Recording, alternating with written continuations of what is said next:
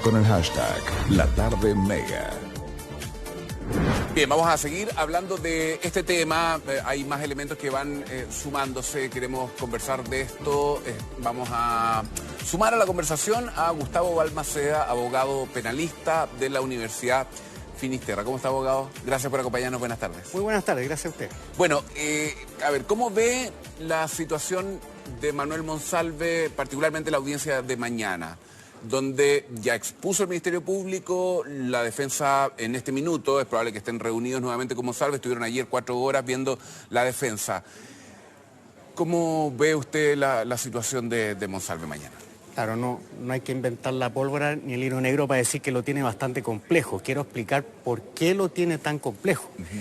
Porque yo creo que con lo que ha expuesto el Ministerio Público se ha demostrado, hay que escuchar ahora los contraargumentos, que él constituye un peligro para la seguridad de la sociedad. Esto es súper importante tenerlo claro a nivel ciudadano, que el concepto de peligro para la seguridad de la sociedad son conceptos normativos, son conceptos donde la ley da ciertos parámetros, y dentro de esos parámetros está especialmente la posible pena que arriesga el delito. Por eso se le ha hecho tanto énfasis que él probablemente arriesgue 15 años, claro, porque la ley presume que la libertad de una persona es peligrosa para la seguridad de la sociedad si arriesga 5 años y un día o más.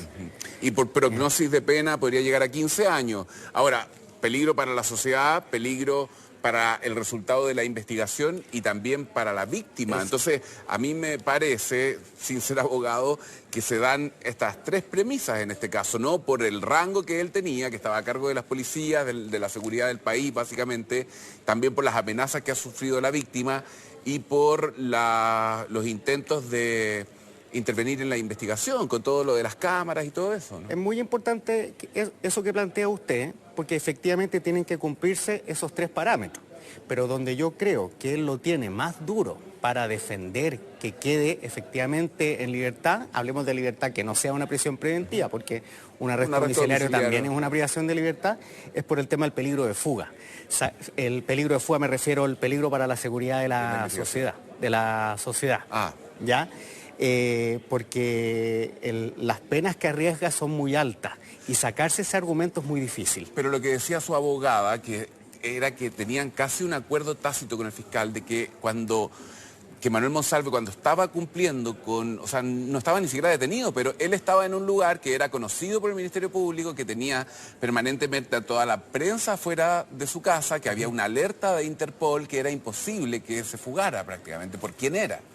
Que ese es uno de los argumentos para señalar que la libertad no es peligrosa para la seguridad de la investigación, porque él va a estar siempre sometido a la acción de la justicia. Ponemos el caso de Katy Barriga, ya tenía un domicilio conocido. ¿Por qué queda privada de libertad? Porque cuando la reformalizan no se pudo sacar de encima este argumento de la seguridad para la sociedad, de que su libertad es peligrosa para la seguridad de la sociedad. Ese es lo que quiero comunicar para que entendamos como ciudadanos por qué estas personas están quedando privadas de libertad. Porque la ley, que es del año 2000, el Código Procesal Penal, se ha ido modificando. Si esta discusión lo hubiésemos tenido el año 2001 en La Serena, en Temuco, probablemente no hubiera quedado preso. O sea, con toda seguridad no hubiera quedado preso. Y recuerdo el caso de una monjita que le cortaron la mano. Esto fue, entiendo, en La Serena, y el imputado quedó en arresto domiciliario.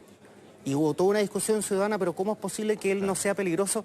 Porque se decía, bajo los parámetros del código, era peligroso para la monjita, para la víctima, pero no para la sociedad. Pero han habido un montón de reformas en el código, y según los parámetros actuales es bien difícil sacarse de encima, por estos criterios que le dan a los jueces, el tema de la prognosis de pena, que es muy alta.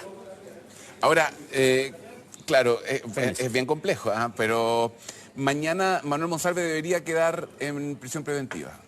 Por lo que yo he visto en la prensa y por la experiencia que estamos viendo como política criminal frente a casos similares, es muy difícil que no quede en prisión preventiva. Porque se puede comparar con lo que pasó con Jorge Valdivia, ¿no? Que en algún minuto, en la primera denuncia, bueno, ahora tiene otra que se puede complicar más. Uno podría pensar que el tribunal puede decir, bueno, 2 denuncias, 2 situaciones que pasan con una diferencia de días, él sí debería quedar ahora en prisión preventiva. Pero en una primera denuncia sí quedó en prisión preventiva, pero recurrieron a la Corte y el Tribunal de Alzada revirtió eso. Que el caso de Jorge Valdivia es distinto, fíjese, y quiero explicarlo a nivel ciudadano. ¿Por qué?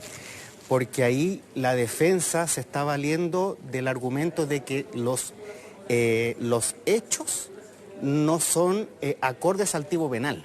Esto es súper técnico, es fácil, que los hechos no encuadran bien en lo que la ley prohíbe como un delito. En cambio, en este caso, lo que está acreditando en la Fiscalía es que la víctima estaba incapacitada para oponer resistencia, que está en un estado de inconsciencia. En fácil, la violación no es un simple acceso carnal violento, es un acceso carnal violento en la forma que la ley define. Y dentro de esas formas que la ley define está el estado de inconsciencia o la incapacidad para oponerse. Está archidemostrado con lo que hemos visto en la prensa. Estoy hablando de este elemento que aquí, entiendo, se está dando por acreditado y que la Corte estimó que no se dio en el caso de Valdivia. Era que... la incapacidad de oponerse ese es uno de los elementos para afirmar que hay violación, para afirmar que existe el tipo penal, es el primer requisito para afirmar la medida cautelar de prisión preventiva, que existan antecedentes calificados para afirmar que se cometió el hecho, que ese hecho reviste algún tipo penal y que el sujeto tuvo algún tipo de participación. Entonces, en el caso de Valdivia, la situación jurídica es distinta, porque lo que se está discutiendo es la existencia del hecho punible. Ok, entiendo. Yo sé que es súper técnico. Gustavo, me quedan 2 minutos, pero le quiero preguntar se lo preguntaban ayer a la abogada María Elena Horvitz. ¿Cómo se puede, María Inés, ¿cómo se puede defender a una persona que dice no acordarse de lo que ocurrió?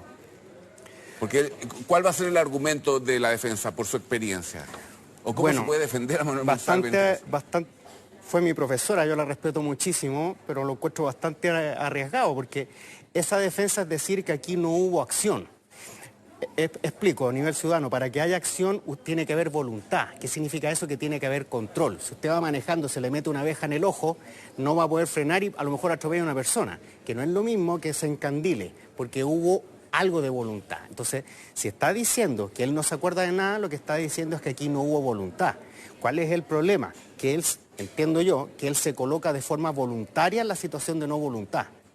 Por lo tanto, eso se llama acción libre en su causa y eso sí es punible. A mí me parece... O sea que en el fondo es la consecuencia del hecho, que si se tomó 8 pisco sour, evidentemente no va a estar en condiciones de tomar eso, pero él se pone en esa situación. Un ejemplo fácil, no es lo mismo que yo me estoy tomando un pisco sour y me echan veneno, y me echan una droga y yo no me doy cuenta, que entiendo que va por ahí el argumento, a que yo me tomé muchos pisco sour para delinquir. Perfecto. Bien, sí, bueno, nos falta tiempo, abogado, le quiero agradecer que haya venido a conversar con nosotros para intentar explicar un poco todo lo que puede ocurrir mañana, o adelantar más o menos a lo que vamos a ver mañana en tribunales con el caso Monsalve. Muchísimas gracias, buenas tardes. Muy buenas tardes, encantado.